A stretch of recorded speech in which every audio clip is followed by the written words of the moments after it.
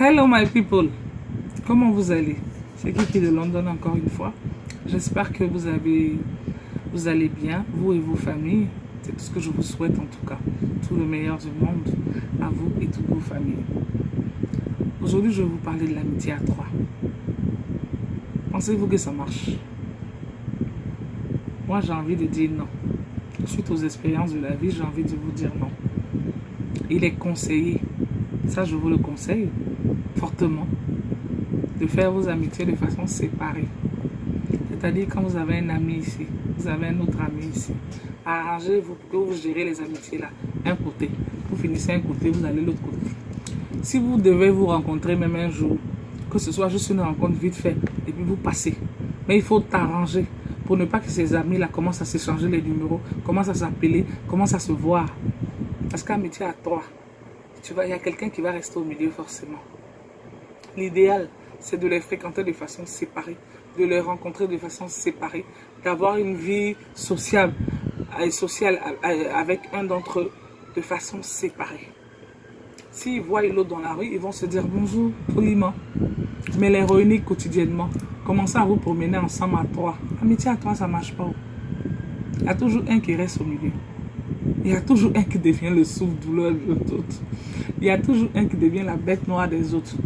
Parce que ça arrive à un certain moment souvent. D'autres peuvent s'asseoir là-bas et commencer à t'attacher. Sans le vouloir, tu deviens le souffle-douleur. C'est aussi ça la vie. Toutes les amitiés, toutes les personnes ne sont pas bien rentrées dans leur vie. Il y a des gens qui marchent à côté de toi. Tu as l'impression que ce sont tes amis. Alors que c'est des gens qui sont là pour un but précis. C'est des gens qui sont là par intérêt, qui sont là pour ce que tu peux leur apporter, parce que tu peux leur ouvrir certaines portes, parce que tu peux leur présenter certaines personnes. C'est pour ça qu'ils courent pour venir faire l'amitié avec toi. Entre-temps, tu as peut-être d'autres amis que tu leur introduis et ces personnes-là estiment que tu deviens le brebis galeux. Donc, pour avoir l'autre ami, il faut qu'on te torpille toi. Si, ça existe. C'est pour ça qu'il est déconseillé de faire des amitiés à 3 ou à 4.